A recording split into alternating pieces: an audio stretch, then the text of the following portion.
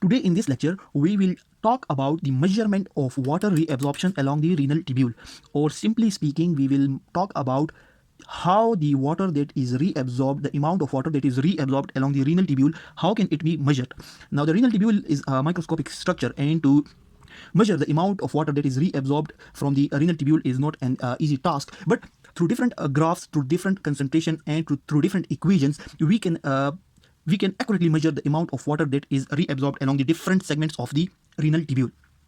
To understand this graph, we have previously discussed that in this graph, we have taken the concentration of different solutes like glucose, proteins, amino acids, creatinine, inulin, urea, paraaminohippuric acid. And we discussed that the concentration in this graph is basically a ratio of two different concentrations, which is concentration of a solute in tubular fluid, divided by concentration of that particular solute in plasma. For example, regarding glucose, this concentration is a ratio of amount of glucose in the tubular fluid divided by amount of glucose in the plasma.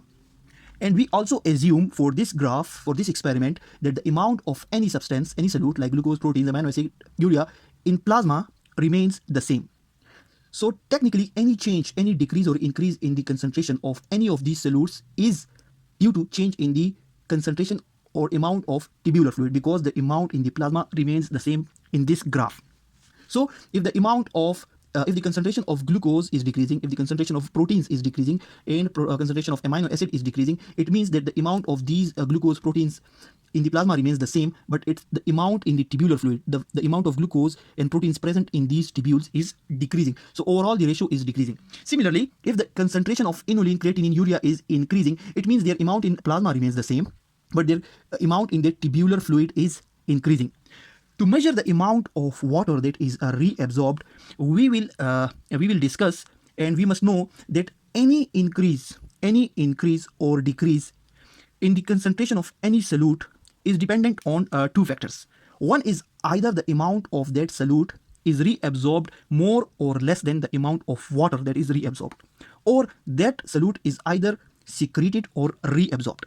So, for example, if the concentration of glucose is decreasing in the proximal tubule, it means the amount of glucose that is reabsorbed in the proximal tubule is more than the amount of water that is reabsorbed in the proximal tubule. If the amount of creatinine or inulin that is reabsorbed is less than the amount of water that is reabsorbed in the proximal tubule, the concentration of that creatinine and inulin is increasing. So if amount of water that is reabsorbed is less, then the concentration of that substance is decreased. But if the amount of water that is reabsorbed is more, then the concentration of that substance is increasing. So in the proximal tubule, in this segment of the tubule, in this segment of the nephron, we see that the amount of water that is reabsorbed in the proximal tubule is less than the amount of glucose and proteins that are reabsorbed, because more glucose and proteins are reabsorbed here, but the amount of water reabsorbed is more than the amount of inulin, creatinine, and urea.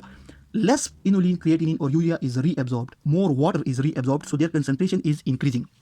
Another factor could be that the amount of water and that solute that is reabsorbed is equal, but that solute is being secreted. It is being secreted apart from filtration. It is being secreted from the interstitium into the tubule, so it may also give rise to the concentration of that solute. Now, we will take inulin. We will take the concentration of inulin to measure the amount of water that is reabsorbed. We have now discussed the basic concepts. So here we see that we take inulin. Why we consider inulin? Why we do not take glucose, proteins, creatinine? We will take inulin because inulin is neither reabsorbed and it is neither secreted. It is neither reabsorbed nor secreted into the renal tubule. So any change in the concentration of inulin particularly is due to reabsorption of only and only water. Regarding creatinine and urea, the change in their concentration can also be due to secretion. It is not particularly due to water reabsorption. So we cannot consider creatinine or urea because their concentration is not reflecting the only amount of water that is reabsorbed. It may also reflect the amount of urea that was secreted here, or the amount of creatinine that was secreted here. Inulin is not reabsorbed and it is not secreted, so the change in concentration of inulin is only and only due to the reabsorption of water. In proximal tubule, starting from this point to this point, the ratio of these two concentrations, the concentration of inulin, we take the ratio of these two concentrations, the concentration of inulin in the tubular fluid by the concentration of inulin in the plasma. This ratio increases from 1 to 3 at the end of proximal tubule. Starting from here till here, from the start of proximal tubule to the end of proximal tubule, this ratio of two concentration increases because inulin has not been reabsorbed and it has not been secreted. So this increase is definitely due to reabsorption of water, and it means that two-third of water that was filtered here has been reabsorbed in the proximal tubule. So we can now measure, once we have measured the concentration of inulin here at the end of proximal tubule, we can safely determine the amount of water that was reabsorbed in the proximal tubule. So the ratio increases from 1 to 3. It means 2/3 of the water was reabsorbed at the end of proximal tubule only. Now if we trace this ratio of these two concentration, it keeps on increasing from 1 to 125.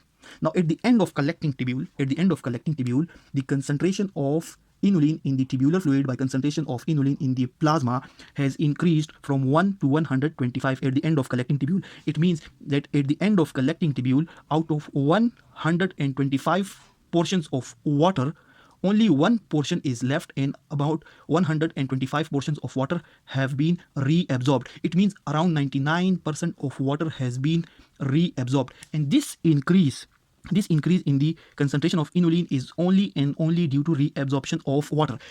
Because inulin cannot be secreted.